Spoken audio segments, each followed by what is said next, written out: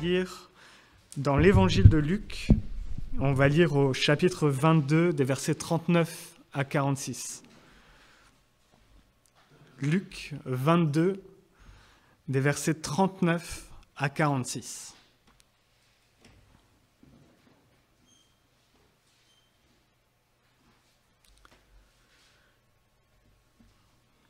Luc 22, versets 39 à 46.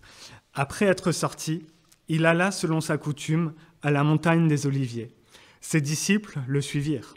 Lorsqu'ils furent arrivés dans ce lieu, il leur dit « Priez afin que vous ne tombiez pas en tentation. » Puis il s'éloigna d'eux à la distance d'environ un jet de pierre. Et s'étant mis à genoux, il pria, disant « Père, si tu voulais éloigner de moi cette coupe, toutefois, que ma volonté ne se fasse pas, mais la tienne. » Alors un ange lui apparut du ciel pour le fortifier. Étant en agonie, il priait plus instamment, et sa sueur devint comme des grumeaux de sang qui tombaient à terre. Après avoir prié, il se leva et vint vers les disciples, qu'il trouva endormis de tristesse.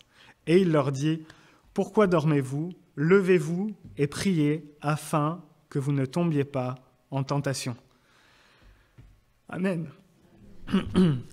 Ici, on est dans le récit de la Pâque. On est au moment où Christ va au jardin de Gethsémanée. Juste avant, on a eu la scène de la Seine, c'est-à-dire l'instauration de la Sainte Seine où Christ va donner le repas. On voit Judas qui s'en va. Et on est juste avant le moment où Christ va être arrêté par Judas, pour le coup. Et on est à ce moment-là. Et c'est un récit qu'on retrouve à la fois dans l'évangile de Matthieu, de Marc et de Luc. Et ça semble à peu près identique. Mais Luc va vraiment reprendre et va insister avec le verset 40 et 46. Luc va dire, lorsqu'il fut arrivé dans ce lieu, il leur dit « Priez afin que vous ne tombiez pas en tentation. » Et Luc, verset 46, il leur dit « Pourquoi dormez-vous ?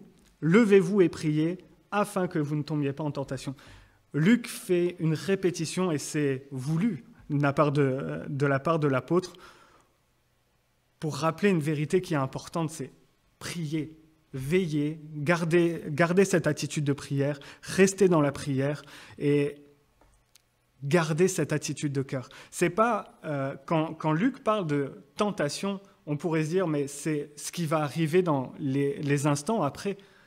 Mais le texte grec laisse transparaître que c'est la tentation quotidienne, en fait. C'est dans la vie de tous les jours.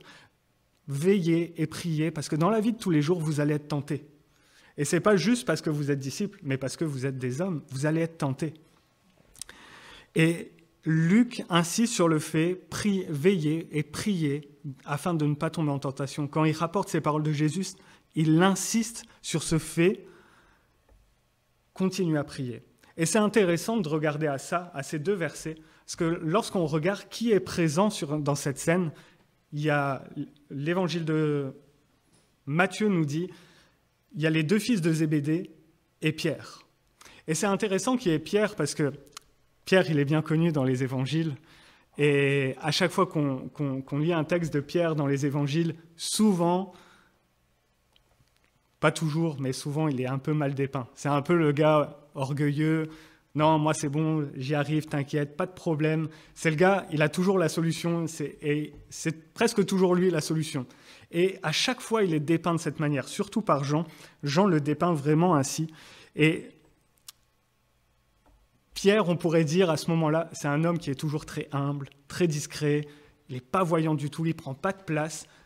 Et pourtant, Jésus lui parlera à plusieurs fois et le reprendra plusieurs fois.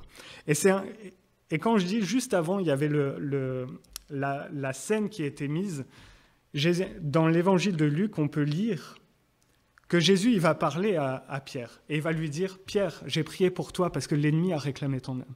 Il voulait te cribler. » Et Pierre, il dira quoi ? « Non, moi ça va. » Presque, je paraphrase, mais c'est presque « moi ça va. » T'inquiète pas. Et Jésus lui dira, oui, mais tu vas me renier 3 fois. Et Pierre, c'est toujours cette attitude-là. Moi, ça va. Quand tous te renieront, moi, je te suivrai.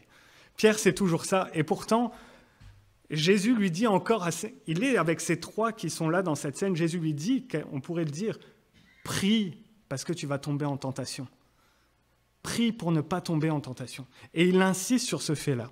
Et j'aimerais juste qu'on puisse regarder sur les disciples à ce moment-là. Qu'est-ce qu'ils ont vécu? Les disciples qui sont là, Pierre qui est là, ça fait 3 ans qu'ils suivent Jésus. Ça fait 3 ans, ils sont jour après jour avec Jésus. Si on lit Jean 1, les 5 premiers versets, on peut dire de manière quasi unanime, Jésus est Dieu. Parce que dans Jean 1, lorsque nous lisons, la parole s'est faite chair. La parole, c'est Jésus. Et Jésus, Dieu lui-même, est venu se faire chair. Il est venu parmi les hommes. Et les disciples étaient tout le temps avec Dieu. Amen. Ils étaient tout le temps avec Dieu. Et ils étaient là, ils accompagnaient Jésus, ils étaient tout le temps à ses côtés. Et si on lit les 4 évangiles, on va voir que les disciples, ils ont vu tous les miracles de Jésus. Ils ont vu des aveugles voir, ils ont vu des sourds entendre, ils ont vu des morts revivre. Et on pourrait se dire, mais ces hommes, ils ont vraiment tout vu, ils ont tout vécu. Et en plus, pendant ces 3 ans, ils étaient au pied de Jésus pour avoir tous ces enseignements. C'est-à-dire que jour après jour, Jésus les enseignait. Il leur disait, qu'est-ce qui va devenir? Qu'est-ce qui va devenir du monde à venir? Qu'est-ce qui va se passer quand lui va aller sur la croix? Il va leur dire comment se comporter. Il va leur donner tous ces enseignements. Et ça pendant 3 ans. On aurait tous voulu être à leur place. Amen. J'entendais pas beaucoup d'amen quand on voulait être à la place des disciples, à côté de Jésus, mais il est tard, il n'y a pas de souci. Et quand on lit tous ces évangiles, on se dit, mais waouh, ces hommes-là, quand même, quelle chance et quel honneur ils ont eu, n'est-ce pas? Et on pourrait se dire, mais qu'est-ce qui peut arriver à ces hommes après 3 ans complets avec Dieu lui-même? C'est pas juste Jésus était un peu comme Dieu. C'est Dieu lui-même, le Dieu souverain, le Dieu tout-puissant, le Dieu créateur, qui vient dans la chair. Et aux côtés des disciples, et les disciples vont être aux côtés de Jésus. Dieu fait dans la chair. Ils sont à côté de Dieu. Et pourtant, Jésus va leur dire, priez, veillez, afin de ne pas tomber en tentation. On pourrait se dire, mais après 3 ans à côté de Jésus, ces gars-là, mais qu'est-ce qui peut leur arriver? Rien. C'est bon, ils sont forts, ils ont tout ce qu'il faut. Et presque l'attitude de Pierre, on pourrait se dire, Pierre, c'est normal, il a fait 3 ans à côté de Dieu. C'est bon, il a compris, maintenant il ne pêchera pas, tout ira bien. Et Jésus insiste, veillez, priez afin de ne pas tomber en tentation. Et pourquoi Jésus insiste sur ces choses-là? Parce que comme les disciples, comme nous, ce sont tous des hommes. Et aucun d'entre eux n'est Dieu. Et tous, nous avons besoin de veiller et de prier pour ne pas tomber en tentation. Parce que notre vie quotidienne, elle est faite de moments de tentation. Notre vie quotidienne, elle est faite de hauts et de bas. Notre vie quotidienne, elle est faite de moments où tout va bien et elle est faite de moments où c'est des crises. Et on est là et comment agir? Seigneur, que faire? Et quelque part, ces disciples, ces 3 disciples qui sont là, ce sont des bons exemples. C'est didactique, si on pourrait dire. Leur exemple, leur vie, elle est didactique de qu'est-ce qu'il ne faut pas faire. Eux, ils se sont endormis et quelque part, l'évangile de Luc nous dira, ils se sont endormis de tristesse. Leurs émotions ont pris le pas sur ce qu'ils devaient faire. Et Luc est le seul des 3 auteurs, Matthieu, Marc et Luc, c'est le seul qui parle de cette tristesse. Jésus leur a expliqué qu'il allait aller mourir à la croix. Et de cette tristesse, on va perdre Jésus. Ils en étaient tellement attristés qu'ils s'en sont endormis dessus. Ils n'ont pas veillé, ils n'ont pas prié parce que les émotions ont pris le pas sur ce qu'ils devaient faire. Et c'est exactement ce que la Bible nous demande, ne faites pas. Ne laissez pas les émotions vous emporter, mais veillez et priez afin de ne pas tomber en tentation. Veillez, priez afin de ne pas tomber en tentation. Frères et sœurs, lequel d'entre nous, vous répondez pour vous-même, je ne vous demande pas de répondre tout de suite, mais on peut dire, moi, tout va toujours bien. Moi, je n'ai pas besoin de prier, nickel, je ne vais pas être tenté, j'ai vaincu mon péché, c'est bon, pas de souci. Moi, je n'aurai pas de crise, tout va bien, ça va. Des fois, je ne vous demande pas de répondre, hein, mais des fois, on peut réagir ainsi. On ne le pense pas, mais on agit comme si tout allait bien. Et des fois, on agit de ces choses-là un peu comme Pierre. Pierre, ça va aller, c'est bon, je ne vais pas pécher. Seigneur, t'inquiète, veillez, priez, ça va, pas de problème pour moi. Mais la Bible nous demande, veillez, priez continuellement. Qu'est-ce que ça veut dire? Ça veut dire jour après jour, instant après instant, comptez sur Dieu. Amen. Prier pour ne pas entrer en tentation, c'est introduire Dieu dans ma vie et ne pas compter sur moi-même face à la tentation. C'est-à-dire que la tentation, elle va arriver à un moment donné, il va y avoir des crises et on ne saura pas comment réagir face à telle ou telle chose. Mais est-ce que c'est mes émotions qui vont me guider ou est-ce que c'est l'Esprit de Dieu qui va me guider et qui va me guider, veille et prie afin de ne pas tomber? Ou est-ce que je me dis simplement, c'est bon, la semaine dernière, je ne suis pas tombé, là, je ne vais pas retomber. Qu'est-ce qui me guide face à la tentation? Est-ce que c'est parce que j'ai veillé et prié et que Dieu me restaure, que Dieu me renouvelle, qui fait que je suis maintenu? Et dans ce cas, c'est parce que j'ai introduit Dieu face à la tentation, ou alors c'est tout simplement mon orgueil et quelque part moi-même qui dit, c'est bon, je suis assez fort pour vaincre ce pourquoi Christ est venu mourir à la croix et vaincre. Et ça nous pose des questions, ça nous demande de nous reconnaître comme faillibles. Reconnaître que je suis un homme, ça veut dire, je reconnais, Seigneur, que je suis faillible. Seigneur, sans toi, je ne peux rien. On aime bien chanter ça. Seigneur, sans toi, je ne vais pas chanter parce que sinon vous allez fuir. Mais Seigneur, sans toi, je ne peux rien. On le chante, n'est-ce pas? Mais face à la tentation,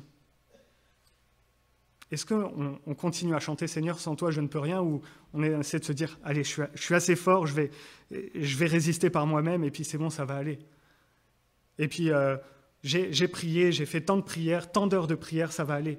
Mais c'est ma relation. Quand je dis « j'introduis Dieu face à la tentation », c'est parce que ma relation avec Dieu, elle est tellement forte. Seigneur, je ne veux pas attrister ton cœur. Et Seigneur, je compte sur toi pour que tu renouvelles mes forces, qui sont tes forces.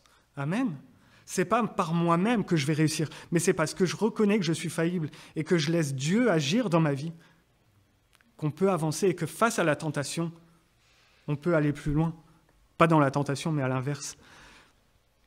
Prier, c'est reconnaître que Dieu est souverain. Quand Dieu leur dit « veillez et priez », remarquez ce que Jésus va dire entre ces deux versets. Il y a le verset 40, « Levez-vous, priez pour que vous ne tombiez pas en tentation ». Verset 46, remarquez ce qu'il y a entre les deux. Jésus est en train de prier et Jésus parle à Dieu. Jésus parle à son Père et il lui dit « Si cette coupe pouvait s'éloigner de moi, toutefois que ta volonté se fasse. » C'est ce que Jésus il est en train de faire, il est en train de veiller et de prier. Et ses émotions sont là, il les confie à Dieu, mais ce n'est pas ses émotions qui le guident, c'est la volonté de Dieu. Et est-ce que dans ma situation, dans toutes mes situations, Seigneur, est-ce que je laisse mes émotions me guider ou est-ce que je laisse ta volonté me guider? Seigneur, je veux prier, je veux veiller, je veux continuer à aller en avant avec toi, mais qu'est-ce qui guide ma vie? Est-ce que c'est le ressenti de la volonté de Dieu ou est-ce vraiment la volonté de Dieu? Et ça nous demande de discerner les choses. Compter sur Dieu, ça veut dire aussi compter sur Dieu pour discerner sa volonté dans la crise dans laquelle je peux passer, n'est-ce pas? Parce que des fois, on a l'impression, on a prié, on est dans cette crise et on se dit « Seigneur, c'est bon, c'est ta volonté, je sais que ça va se passer comme ça. » Patatras, ça se passe totalement différemment.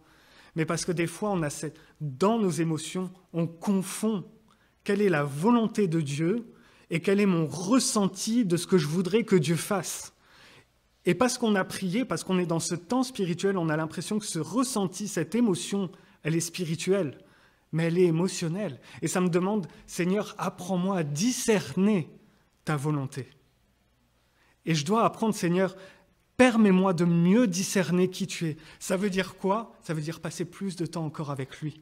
Parce que plus je passe de temps avec l'Éternel, plus j'apprends à discerner sa voix, plus j'apprends à discerner ce qu'il me dit, plus j'apprends à discerner quelle est sa volonté, plus je passe de temps dans la parole. Des fois, on a l'impression que Dieu nous demande de faire des choses. C'est même pas biblique ce qu'il nous demande, ce qu'on a l'impression de comprendre. C'est même pas biblique. Mais si on connaissait mieux notre Bible, on saurait que ce n'est pas biblique, on saurait que c'est notre volonté et pas celle de Dieu. N'est-ce pas? Et frères et sœurs, on a besoin de veiller et de prier, de compter sur Dieu. Il y a un verset qui nous dit dans Éphésiens 5, verset 18, « Ne vous enivrez pas de vin, c'est de la débauche. Soyez au contraire remplis du Saint-Esprit. » Amen. Rempli, ici, le mot grec, on ne l'a pas dans notre vocabulaire et dans notre conjugaison française, on ne l'a pas, mais dans le grec, on l'a. C'est cette notion de continuité. Rempli continuellement. On aurait pu traduire « soyez remplis continuellement de l'Esprit ». Ça veut dire que jour après jour, minute après minute, Seigneur, je veux être rempli de l'Esprit. Seigneur, je ne veux pas laisser l'Esprit de côté et continuer à faire ma vie de l'autre côté. Non, je veux, Seigneur, continuer à déverser dans ma vie. Continuellement. Alors, on admet tous, on ne peut pas tous être tout le temps à l'église ou dans notre chambre parce qu'on travaille. Et enfin, si vous n'êtes pas à la retraite. Et on n'est pas tout le temps en prière, Seigneur. Non, mais c'est parce que je suis tellement conscient de cette présence qui m'entoure. Seigneur, je sais que tu me remplis de ton esprit. Je dis pas, entendez-moi bien, je ne dis pas qu'on n'a pas besoin de prier. Ce serait l'inverse de ce que je suis en train de dire. Mais quand je suis au travail, Seigneur, je sais que tu es avec moi. Et ce n'est pas parce que je suis là en train de... Seigneur, est-ce que je dois prier et parler en langue tout le temps à mon travail pour que Dieu me remplisse de lui? Ou est-ce que simplement parce qu'il est là à côté de moi et parce que je suis dans cette relation avec lui, il me remplit? Simplement parce qu'il est là et continue à me remplir de lui. Mais ça veut dire garder ce cœur ouvert pour lui. Ça veut dire... simplement vouloir lui plaire parce qu'il est juste là à côté. Et je veux, Seigneur, te plaire. Je veux que mon cœur il te plaise et je veux que tu le remplisses à nouveau. Et ça veut dire compter sur Dieu continuellement. Ça veut dire toujours être dans cette continuité. Seigneur, remplis ma vie. Amen. Remplis ma vie de l'Esprit. Et force est de constater que Jésus est monté au ciel, la Bible nous dit, mais Jésus nous a dit que lui, il est monté au ciel pour nous envoyer son Esprit. Et il sera là tous les jours avec nous. Christ nous a fait cette promesse que tous les jours, son Esprit est avec nous. Ça veut dire que pas un jour qui passe dans ma vie.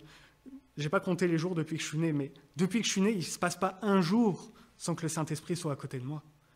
Et j'ai l'assurance que jusqu'à ma mort, il ne passera pas un jour sans qu'il soit à côté de moi. Parce que jamais il ne faillit à sa promesse, et sa promesse est qu'il sera toujours avec moi. Et je peux compter sur sa présence. Amen.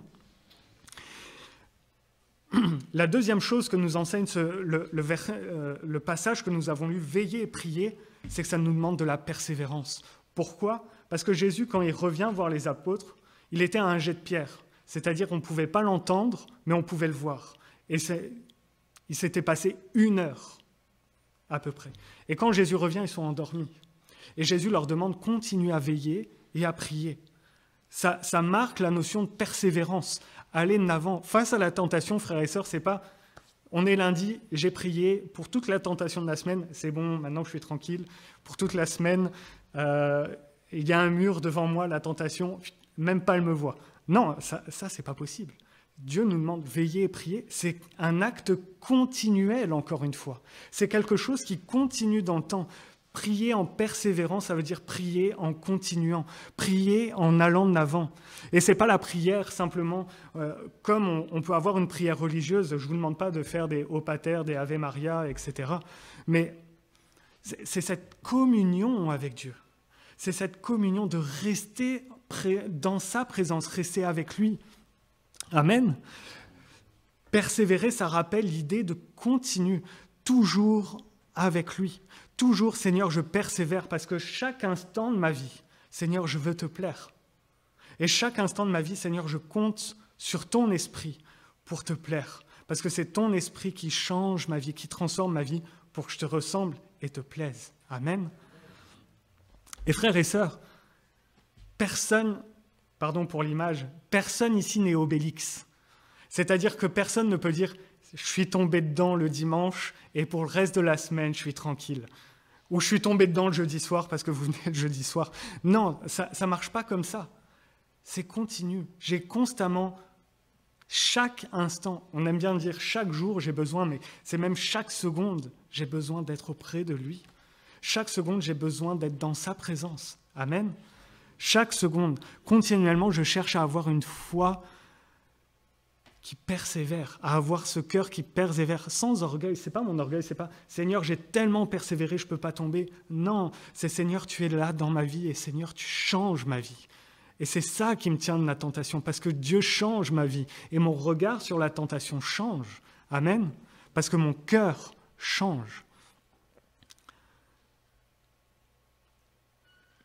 Et peut-être on peut juste faire cette parenthèse. L'une des significations centrales de la prière, ça ne réside pas simplement dans qu'est-ce qui se produit comme résultat à ma prière, mais c'est plus dans l'intimité approfondie et la communion avec Dieu que j'ai, de Dieu qui est sur son trône, au contrôle de toutes choses. Qu'on puisse découvrir, la prière nous permet de découvrir combien nous avons besoin de Dieu, jour après jour. Amen. Et combien, des fois on prie parce qu'on a un besoin, mais ce besoin nous amène à mieux connaître Dieu, à aller plus loin avec Dieu, pour comprendre que j'ai un besoin plus important à combler avec lui, et que c'est lui qui le comble. Dieu est le centre de ma prière. Amen. Ce n'est pas moi qui est le centre de ma prière, c'est Dieu lui-même. Et ce n'est pas le résultat qui compte, c'est ma relation avec Dieu.